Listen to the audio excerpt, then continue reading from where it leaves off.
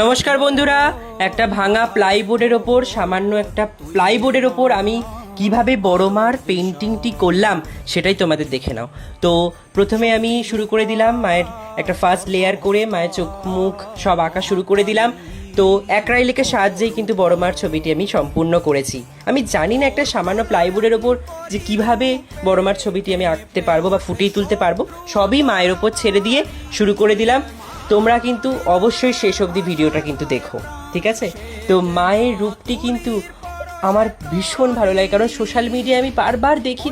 তো মায়ের সেই একটা আলাদাই আভা আমাকে প্রতিবার মুগ্ধ করে। তাই আমি মাকে আর কিছু না ভেবেই শুরু করে দিই মায়ের ছবি আঁকা। দেখো, নাক এঁকে ফেললাম, নাকের নথ এঁকে ফেললাম, তো ব্যাকগ্রাউন্ড এঁকে ফেললাম।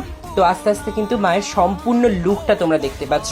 দেখো, ধর্ম হোক যার যার, বড় মা কিন্তু সবার। তো সবাই কিন্তু কমেন্টে জয় বড় মা লিখতে কিন্তু কেউ ভুলো না। তোমাদের কাছে রিকোয়েস্ট করছি, একটা ভিডিও করতে, আঁকার ভিডিও করতে কিন্তু সত্যি অনেকটা পরিশ্রম লাগে।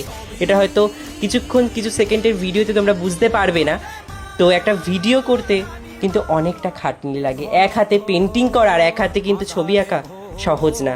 তাই জয় বড় মা বলে যেও।